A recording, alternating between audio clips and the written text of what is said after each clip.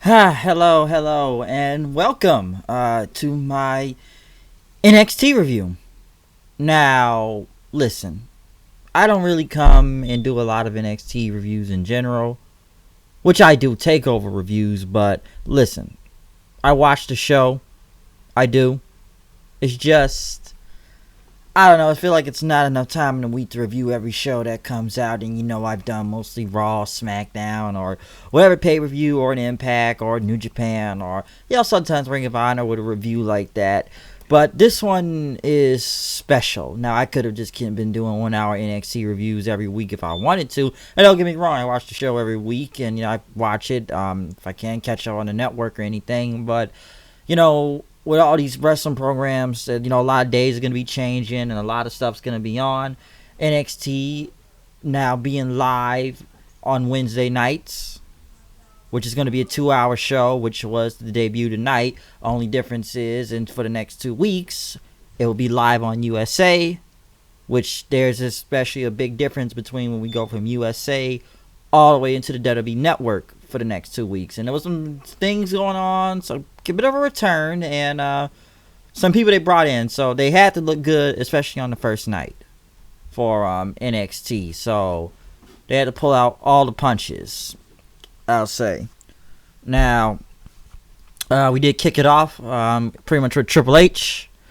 There was a cinematic video about NXT, pretty much explaining what it is. And the cool part about it, I kind of like this, is that they kind of ended off with, Triple H. He was, kind of being the last part of promo, saying that we are not your kind.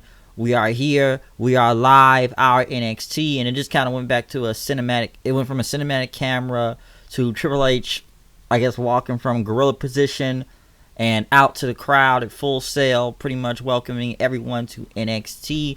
Mauro Ranallo was also the first one to kick it off, pretty much welcoming the first match of the night, which was a Fatal 4-Way, which was originally supposed to be a triple threat, but now Fatal 4-Way for a number one contendership for the NXT Women's Championship. Bianca Belair, Io Shirai, Mia Yim, and Candice LeRae. And right off the bat, they had to start off right. So this was a very great match, bit of a spot fest too. And but this was very enjoyable, especially all the way to the outside.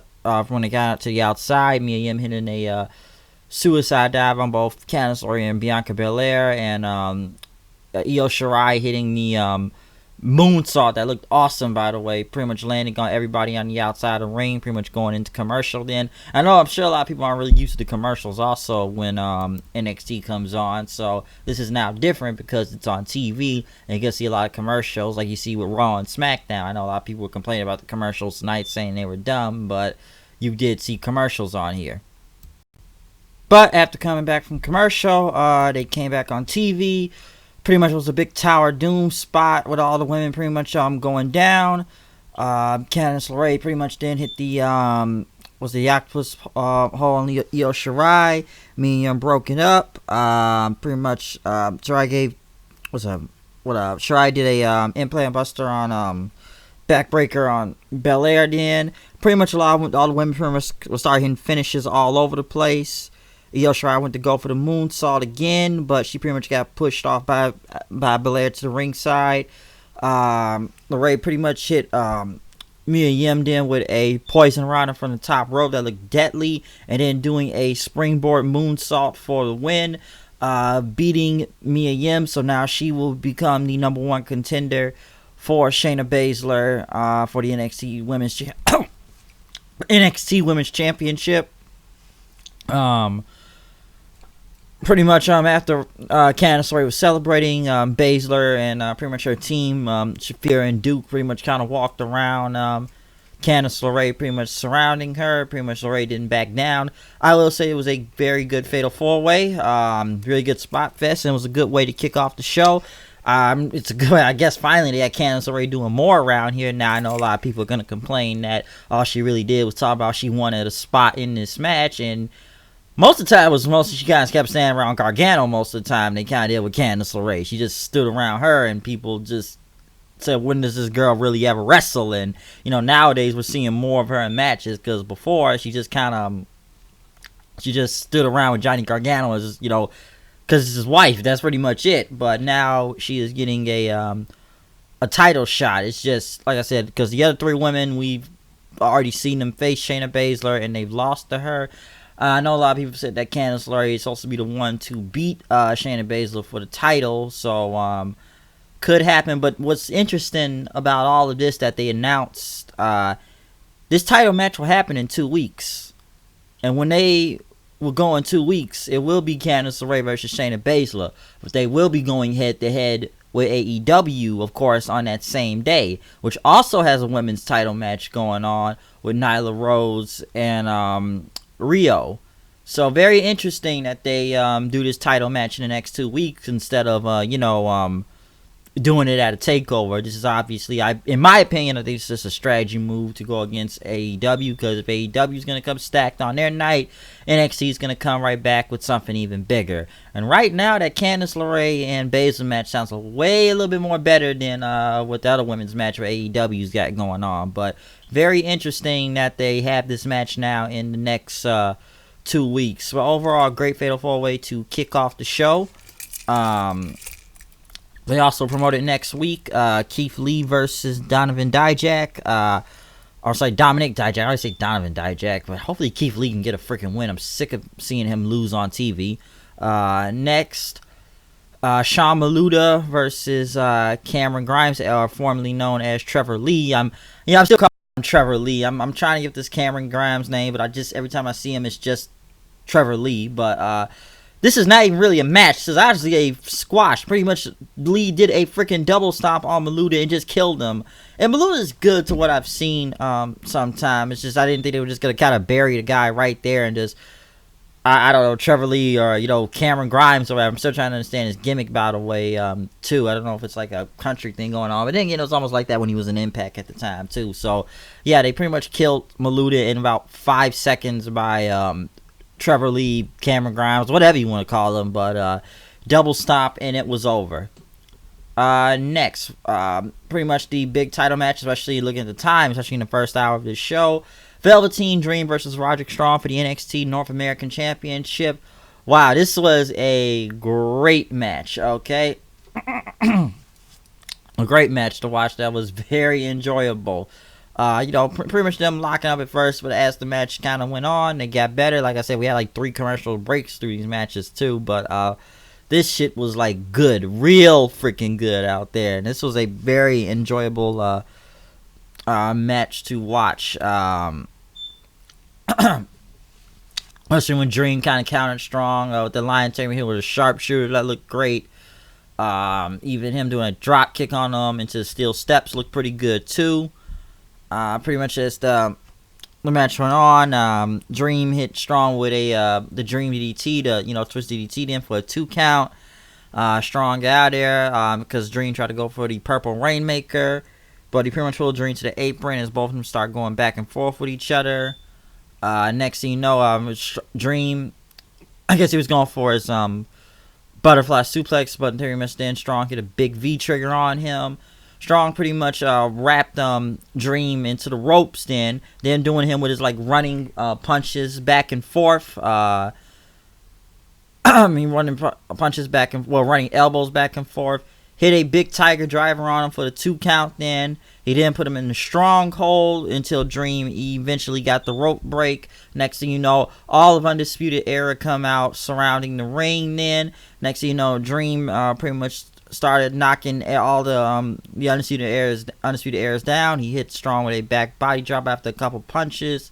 But next thing you know, the ref goes down because Strong pretty much pushed Dream into him, which that ref bump looked weak, by the way. Next thing you know, Dream did hit him with the Dream Valley Driver, but Cole and them got involved. He started punching him back off again, but after distraction, Strong hit an end of Heartache, which was for a big 2 count. The crowd was really into this match, especially right there, because I'm like, oh shit, he kicked out of it. Dream got back up. He hit Strong with another Dream Valley Driver and a super kick. But next thing you know, Undisputed Era got involved again. O'Reilly's distracted the referee. Adam Cole pretty much hit Dream with a super kick then after he tried to go for the Purple Rainmaker. But Strong once again hit him with one more end of heartache, now becoming the new NXT North American champion. So now all of Undisputed Era holds all the gold now in NXT.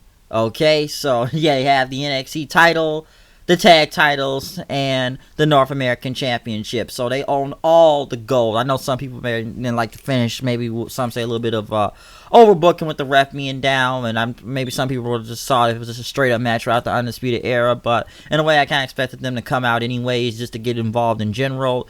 But now that Undisputed Era, the prophecy, as they once said, and the prophecy has been fulfilled, they now hold all the gold. I know some people said they should just wait till they put them on the main roster to do it, but honestly, I'm fine with them holding all the gold right here. Now, could this turn all the way into I don't know, War Games? I could obviously see this happening with the gold on the line. I'm not jumping to conclusions right now, but we're not that far. Well, we're still a little bit away from Survivor Series, well, War Games, but I wouldn't be surprised if they was back in there to defend all the gold in there, but I'm just taking a guess right now. But pretty much as Undisputed Era celebrated, this was the end of the first hour to NXT on USA Network. We didn't switch back to the WWE Network, which there were a lot of problems throughout tonight, and I had a lot of problems. It's like I'm already signed in, and I keep getting these error messages saying like, "Oh, you can't sign in. Oh, you can't come in. Error message, and I'm like, I know I'm not the only one. I even had to ask my brother what's wrong with his, because you know, I don't know, because it did take me a little bit of time to see the rest of the show due to the network messing up, and Dad had to go to dinner also. Today is my dad's birthday, and we went out to dinner for him, but pretty much I did watch it.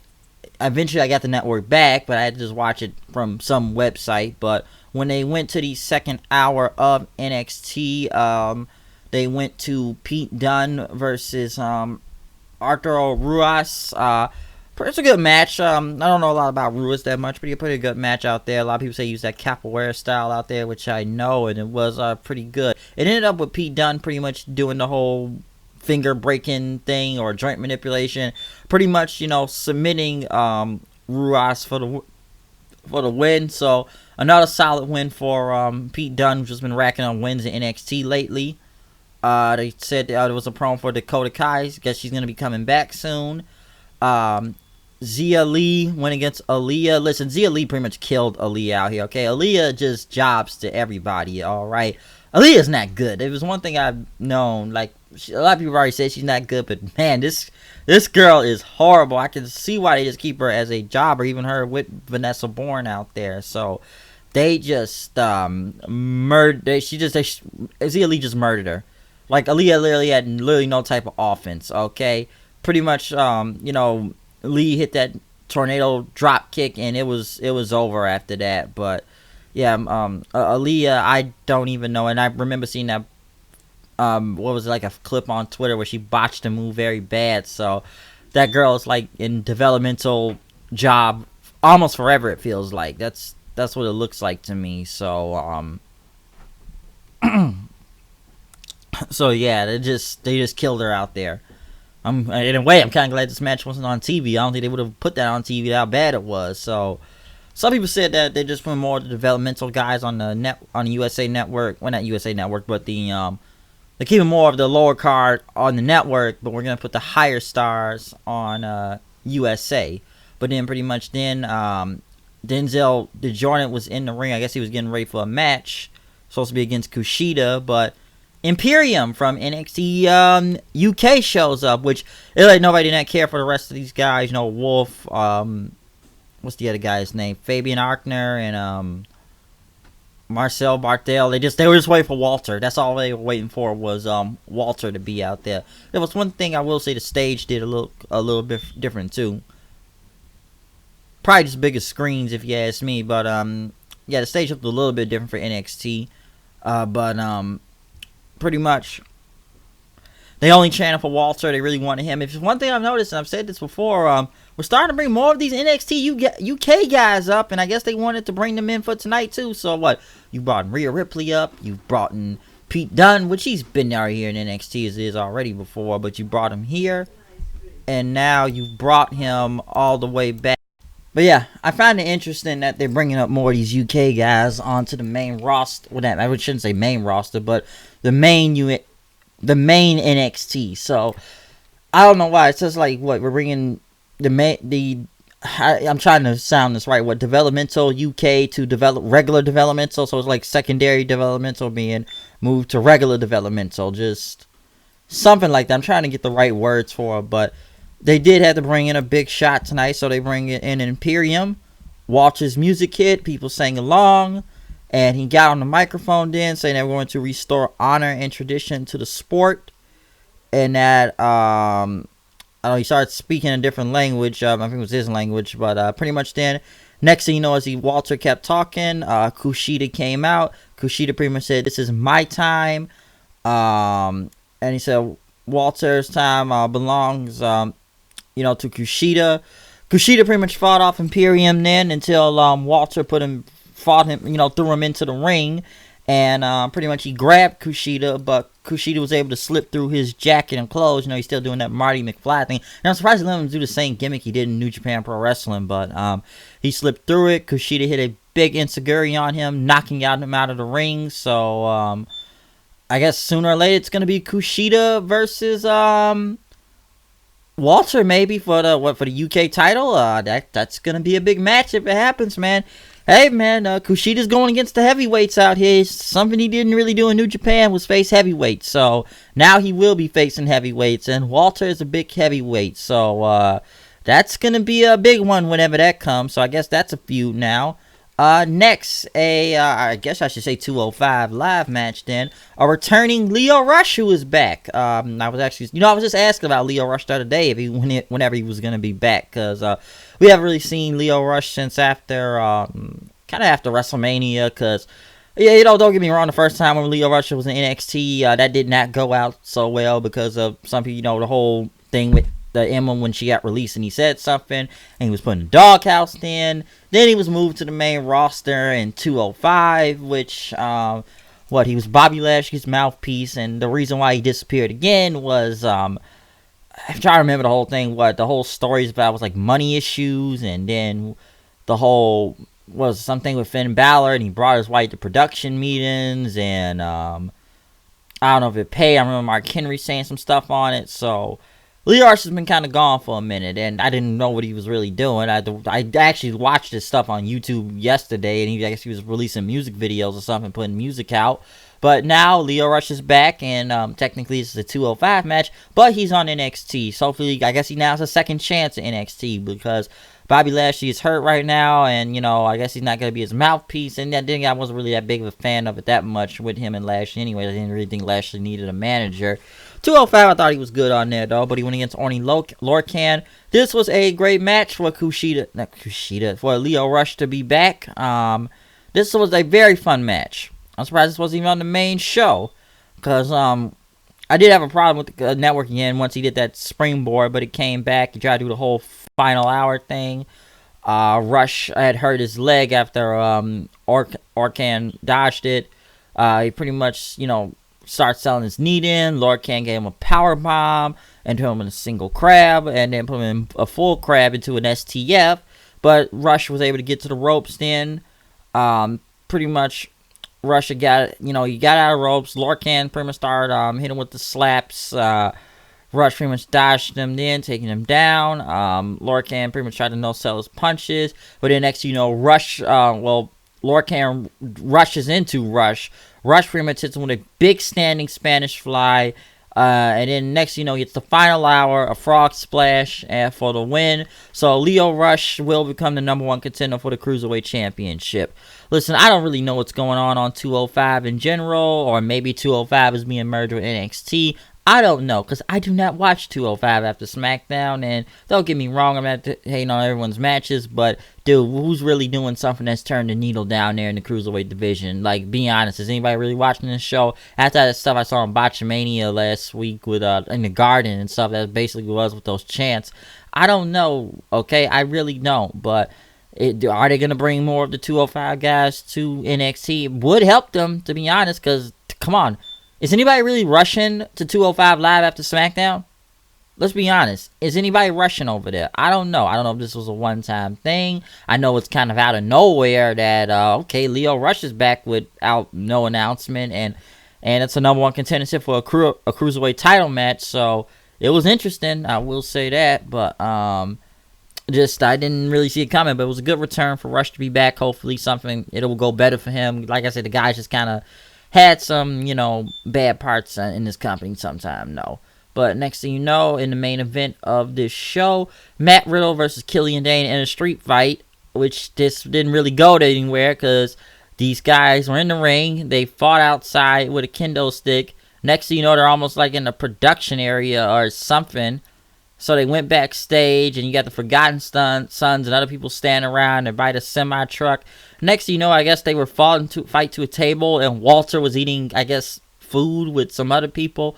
But since his, I guess, dinner was being interrupted, Walter got up. He started choking out Riddle. Next thing you know, Imperium started trying to jump Riddle. But then next thing you know, the Street Profits show up, and the Forgotten Sons show up, then Maluda, then Pete Dunne. Then pretty much they have most of the NXT roster to start showing up, all brawling with each other, beating the crap out of each other. This is a street fight, by the way, but they're all just going which way here, and I'm like,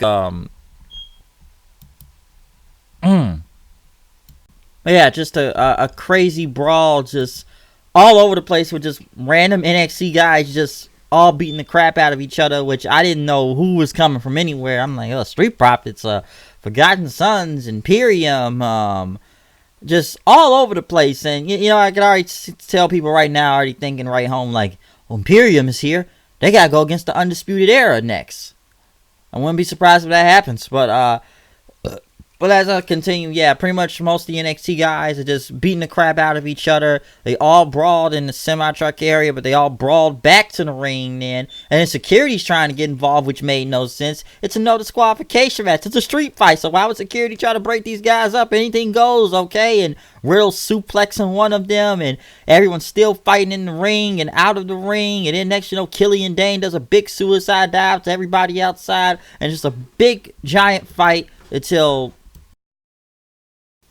this brawl, crazy, insane brawl to end this entire show. So, I will say, it in a way didn't make a lot of sense just because we're not going to do the Matt Riddle and Killian Dane. So, what did they do? And by the way, the show ended like 10 minutes early on the network, too. They kind of ended early on the network anyway sometime. But, all this was just, it was a no contest, even though it was a street fight. But somehow we got to involve all the NXT roster to get some giant, huge, insane brawl. Some say it looked like a go-home show to probably like the Royal Rumble, something with just sending everybody out there beating the crap out of each other. But it was still a good brawl. It didn't make really any much sense at the end, not doing this match. Some people believe it's because they want, and I kind of figured this out, they want Riddle on TV to do this and not do it on the network. But this was a still crazy brawl. It's just, people, guys standing around getting involved. But still, where was this match really ever going?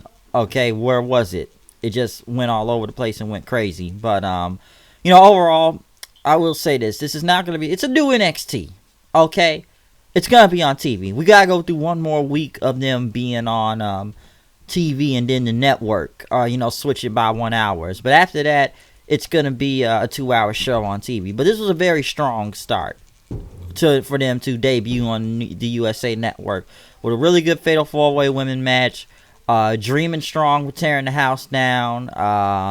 Even in the second hour, you got Imperium out there. Lio Rush pretty much coming back, making his return to NXT. A wild brawl with Dane and Dane and Riddle. Lorcan and Rush had a really great match too. So it was a good second hour. It was some things like filler, like the Ali and Zia Lee match and Dunn versus Ostrus, and Trevor Lee killing Maluda in like a few seconds. But this was an enjoyable show, and now this is a new direction. Hopefully this did gain some new viewers and everything. But I think the second hour did have a little bit more surprises, if you ask me, just going off of Rush and Imperium showing up. But there was a difference between watching with the USA Network and watching on watching on the WWE network then, but you could clearly kind of see it, but it was a good way to transition. I don't know what was with the WWE network tonight when that transition came, because it looked like, I don't know, they were just overflow with people trying to watch NXT at the time, because I had problems. I had like super errors just getting in there. I just go to a website just to watch the show from there, because it wasn't letting me go through the network. It just wasn't working, okay? It did not work. It just kept walking out on me. But, overall, this was a great show. So I'm probably going to say this was the best show out of the week out of Raw and SmackDown, like they say every week. So I wouldn't really be surprised by that, too. And, I got to agree with also. This was a strong show for them to debut on TV now. Now, I will say this in the coming weeks. Like I said, it's 2 more weeks till the big, Wednesday Night War battle is going to happen with AEW and NXT. I'll tell you right here, am I going to be flipping channels back and forth?